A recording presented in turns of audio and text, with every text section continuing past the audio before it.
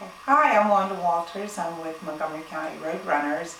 I've been running for about 15 years and coaching about 13 years. I've run everything from, a short 1 miler to a marathon.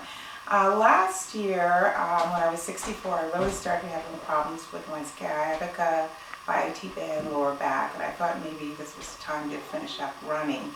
But I developed some exercises, actually exercises that I had gleaned from yoga, Zumba, fitness trainers, etc., and put together a little 5-minute workout and found that all the pains and aches went away. So I'm going to share that with you in just a moment. But before I do that, I'm going to introduce Margaret Campbell, and she's going to tell you a little bit about herself. Hello, I'm Margaret Campbell. I was a pediatric nurse before I became a personal trainer and a runner 5.5 years ago, running anything from 1 mile to 100 miles, which is my current passion, the longer runs. So it's exercises like these and the core strengthening and the daily movements that allow us to do what we do. Okay, so we're going to start very quickly. Like I said, this only takes 5 minutes once you get it down. The very first thing, we all have to go to the restroom in the morning, so we do that. And then I always drink water. I usually drink maybe 4 ounces to 8 ounces, the very first thing in the morning. So I'm just bringing a bottle right now to show, but that's the very first thing I do. And then I start the exercise, and it's from the bottom up. So I start with the feet. And I had a yoga instructor once who said people always ignore the feet, and we use our feet all day long. They're very important. So I'm going to start with the feet. And the very first thing is just simply, I put the lid down on the toilet, you'll just use a chair, and just stretch the toes as far as I can stretch them, and just go up and down 10 times.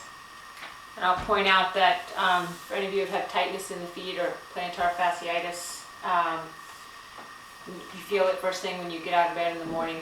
This will help loosen those muscles, strengthen the muscles between the toes, underneath the feet.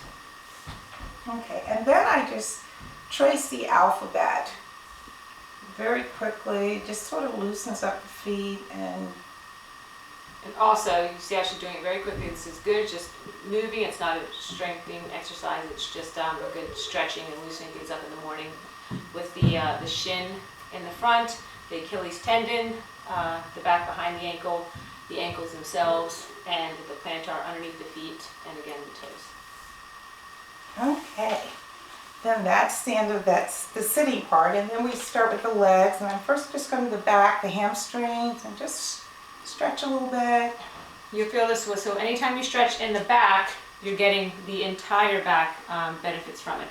So the plantar at the back, the Achilles, because she's stretching, she's leaning forward at the ankle, the calf, and she feels it in her hamstring, in her hips, which if you have any back issues, the lower, whenever you stretch any muscles in the back, the lower back tends to benefit because it's all becomes more elastic.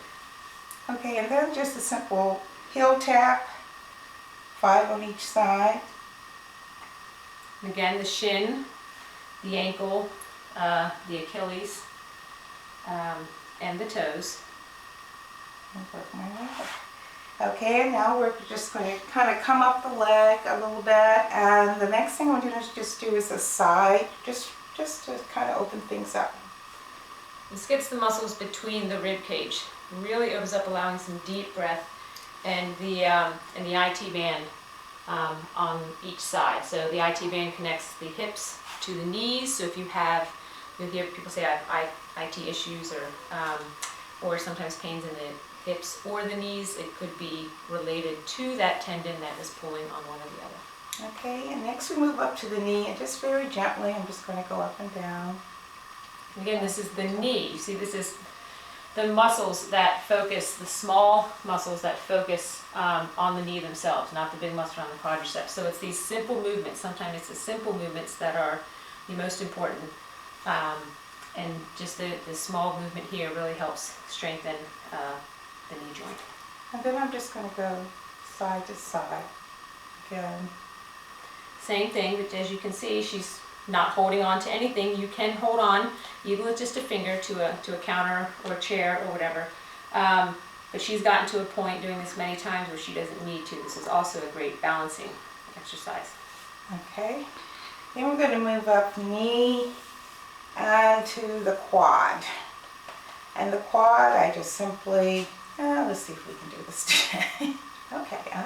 Again, practice. But don't worry if you have to hold on to something. Safety first. But she's stretching the quad here. And if she was to pull back just a little bit more, she gets into the hip flexor. Hip flexor as well. So protect that big joint that is the hips.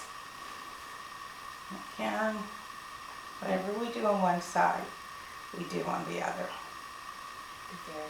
Be fair. All right, we're going to come to the hip, and this I call the horse, and it's just like the horse scraping. And I just do that anywhere 10 to 25 times, just depending on how sore it is. I'm not going to do as many as I normally do. And then the other side.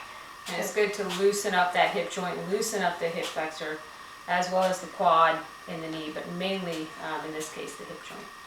Okay. Then we go to the lower back. And this is one I learned from Margaret, just to go down as far as you can. I have friends that can go all the way down. I'm not one of those people. So she's doing that for the first time. And we're moving through this quickly, but you'll hold that for at least 10 seconds, upwards of 30. So give yourself that extra time in the morning. So after doing it the first time, she inhales as she comes up, right? And then she'll take a deep breath out slowly as she goes down, exhaling, going down. So it allows her to go further into the stretch. You'll see with each one, you'll be able to get a little bit further, even if it's a ½ inch. You do this each day, eventually you'll be able to get inches further than the first time. It's a deeper stretch into the lower back, and it works wonders. All right, the next one I call east-west. I just turn the feet outward and just simply go down, go to the right, press in the middle, press on the left, come right above the knee, and pull out, stretch out, and then slowly come up. See, she's opening up the hip joint when she went down lower, and then as Wanda goes side to side, it helps stretch out the spine, the obliques, and then open up the spine further as she lifts her hands up. All right, and next is the Zumba belly roll on each, 10. You're going to get the outside movement, get the inside movement, and the belly roll helps with that as well. But it also helps loosen up the lower back and the hips, the abs. So just do it, carefully. If you have tightness in that back and your lower back, pay attention to that, but just keep it moving. All right, next is just the crunches to open up the chest. Exactly, just that. So, and the upper back as well. If anyone has the tight shoulders, any issues lifting or anything like that, it helps loosen that as well. And then shoulder circles, just to get things moving. My shoulders always crack in the morning. They really crack. Mm-hmm. So same thing, front to back, in reverse, just to get everything loose and help take some deep breaths while you're doing these exercises. All right, and then the arms. I don't know if you use this thumbs up and up 10. Thumbs down. And this is good too. Get And then up and back.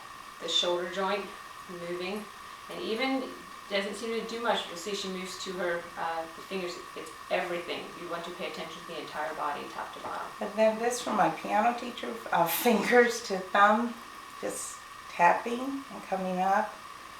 And then pull the fingers and press outward. This is really good if you have arthritis in your fingers like I do. So this just really helps to just kind of press it and push it out a little bit. It makes it feel better. And we all use the computer. So carpal tunnel, I'm sure many of you have issues with just tightness in your hands and in your forearms, and this helps with that as well. Okay, and then the next is the head roll. And it's just a simple head down, head to the left, head back, head to the right, down, and then the opposite way. Again, top to bottom. If many of you have stiff neck and are woken up with a stiff neck in the morning and that is sore. So if you loosen up your neck, kind of give that some attention, it sets the tone top to bottom. Okay, then That's just exercises. inhale, exhale.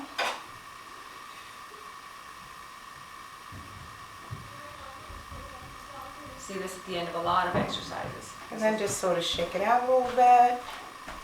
You're done. And then I usually drink some more water just to start the day hydrating, and just drink some more water so we feel good. And I like to tell people I used to take like 2 ibuprofens like every morning just to get started, and then I start hearing about all the GI problems that can happen when you do that all the time. So this is sort of like taking 2 ibuprofens in the morning. You'll sort of feel the difference in about 5 to 10 minutes. And also we spend a lot of time getting our outside of our body ready to meet the world. It's a good idea to actually get the inside of the body ready as well. Okay, thanks a lot.